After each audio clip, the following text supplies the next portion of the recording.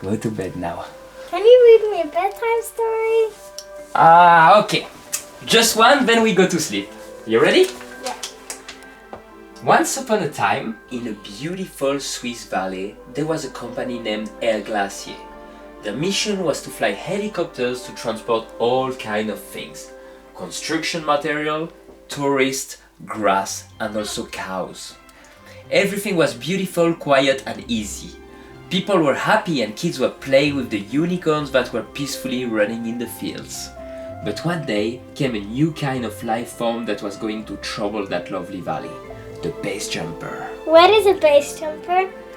The Basejumper is a human being that can be observed in all shapes and sizes. The Basejumper was once a normal person, polite and showered like everyone else. But that was until he decided that he would spend time and money jumping from perfectly good airplanes. What a strange idea.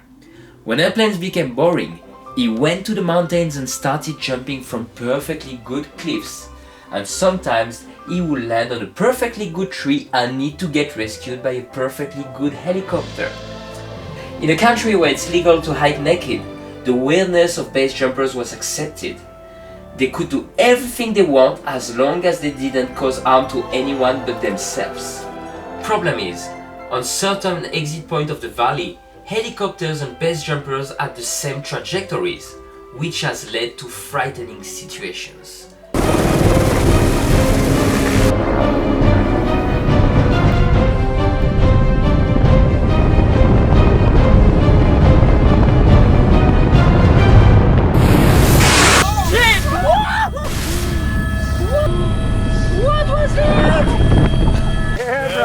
Nice. That helicopter flyby was sick!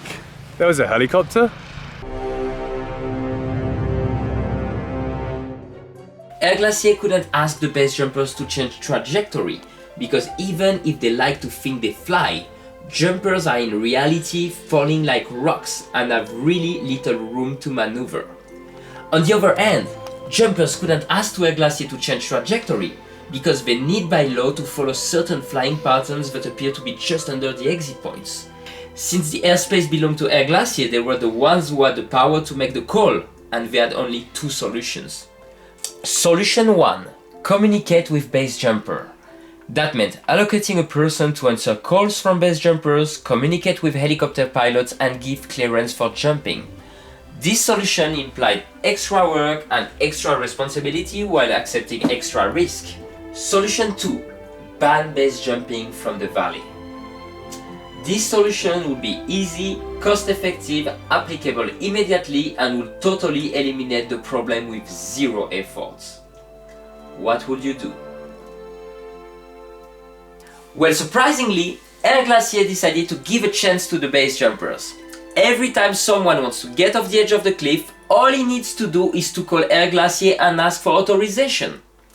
The phone operator checks with the helicopter and gives clearance. Some of them even warn the jumpers if the winds are strong. The airspace is clear, just be careful, it's pretty windy down here. Okay, thank you very much. Well guys, airspace is clear, but be careful because it's a bit windy, fuck it.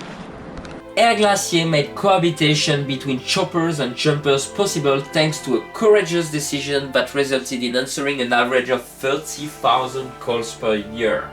Unlike a fairy tale, this isn't the end of the story. There are many more pages to write, and you are part of it. If you want all of us to live happily together, all you need to do is to do your part of the job and call Air-Glaciers before jumping. So you're gonna call them, okay? You're gonna make sure you call. You get the phone and you call to make sure you get clearance before the... What's going on here? Is this how you're putting a child to bed?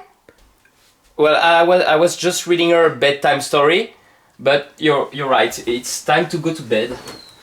Just make sure you understand the rules. Good night.